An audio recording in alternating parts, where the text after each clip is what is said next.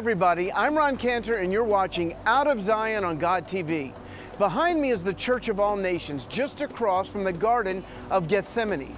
Over the centuries, following the outpouring here in Jerusalem on Shavuot, or Pentecost, churches were erected to commemorate certain things that may or may not have happened there. This church was built where the supposed rock of agony is, where he may or may not have agonized over going to the cross. There's no question that it did take place in this area. Now today I want to explain to you why I don't go to church. Now hang on, the Greek word for church is kyriakon, and it's not found anywhere in the New Testament, referring to the body of believers.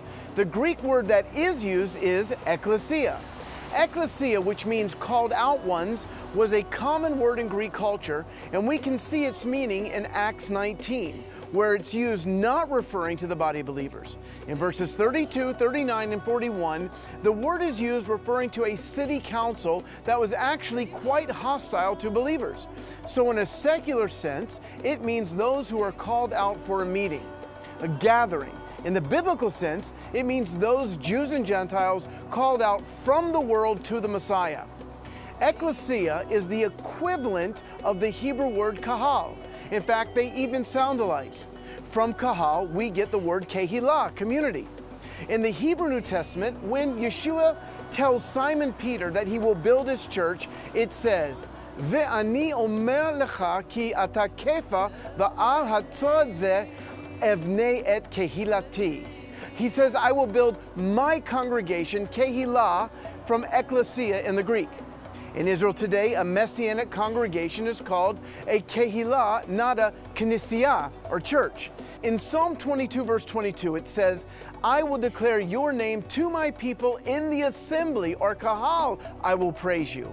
When Hebrews quotes this verse, kyriakon, or church, is not used, but ekklesia, or congregation. Kyriakon means belonging to the Lord, and the Lord here is not necessarily Yeshua. We only find it twice in the New Covenant, and it's never referring to an assembly. The word predates the New Covenant. It could refer to belonging to a pagan or Greek temple. Unlike ekklesia, kyriakon often referred to a spiritual place or temple, specifically the building and not the people. I'm sure you've heard people say the church is not the building, but the people. Well, actually, kyriakon, from where we get the word church, refers specifically to a building and not the people. The word wasn't used specifically for New Testament houses of worship until the time of our good friend, Emperor Constantine, in the 4th century. In addition to hating the Jewish people and outlawing Passover for believers, he had large buildings erected like St. Paul's Basilica and St. Peter's Cathedral, and that was 300 years after the Ekklesia was birthed. In Hebrew, the word church, knessia, refers to the massive Orthodox churches, like the ones just mentioned, not a body of New Testament believers. The Tyndale Bible in 1526 never used the word church, but always congregation, because they were familiar with the Hebrew. Many earlier English translations were not from the original Hebrew, but from the Latin translation called the Vulgate. Most other translations from that era also used congregation. Not so, however, with the King James. The king demanded 15 rules be followed by the translators, one of which was that ekklesia must always be translated church and not congregation.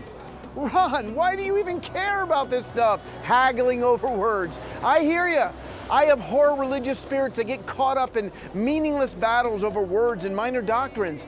But for me, my passion is equipping people to present the gospel in its original Jewish context. Inviting Jews to church is like asking them to leave Judaism. When this word was chosen over congregation, it further separated the body of believers from her Jewish roots.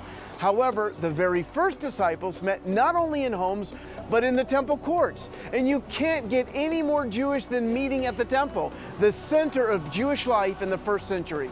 Make sure you go to God.tv so you never miss an episode. And you can find me at roncantor.com. Shalom. Please follow Ron on Twitter and Facebook at Ron S. Cantor to find out more about Ron and his ministry. For more information on God TV and the Out of Zion programs, or to view these programs again, go to god.tv/Zion.